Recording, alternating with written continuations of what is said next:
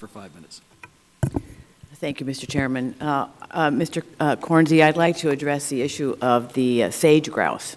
A great deal of the 220 million acres of historic sagebrush landscape in the West has been lost in the last century, impacting many species that rely on this habitat for their survival, particularly the greater sage grouse.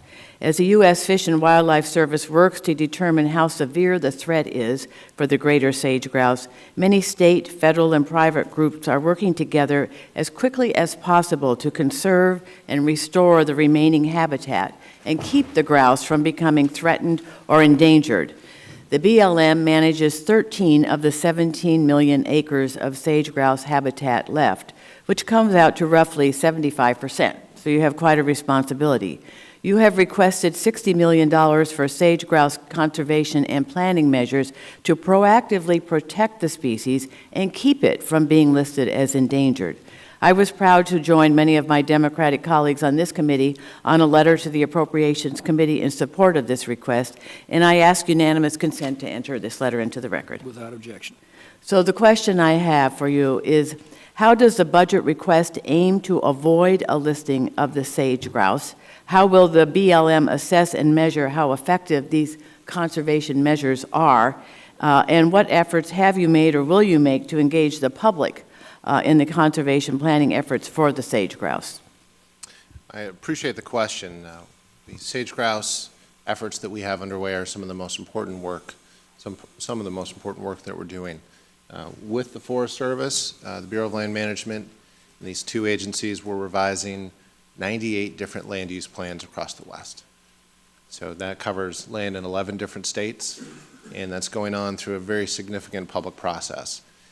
We are working with counties, we are working with states, we are working with governor's offices, we're working with the Fish and Wildlife Service, and heck, we're even partnering with land management agencies, as we should. This is an issue where we have a strong concern in terms of making sure that we get to the right spot. We are putting unprecedented resources into this planning effort, and the budget request that we've put in front of you would give us the funds to begin implementing the plans that we're putting forward. So essentially in 2010, 2011, the Fish and Wildlife Service came forward and said, you know, we've looked at the condition of the sage grouse. It warrants listing, but is precluded at this time because of limitations within the resources available to the Fish and Wildlife Service. So the standard they put in front of us essentially said things need to change, and things need to change in a fairly significant way. So we've worked together with the Fish and Wildlife Service and with states to ask the question of, you know, what does that look like? The Fish and Wildlife Service published something called the Conservation Objectives Team Report, the COT report, which was the first time they've ever done anything like this. It more or less set the bar in terms of describing to us what they were looking for in our revisions and the steps that we're taking to go forward. So we're working to make sure that our management plans that we're revising head strongly in that direction, and then the funding that we're seeking in the budget this year would allow us to do the on-the-ground work.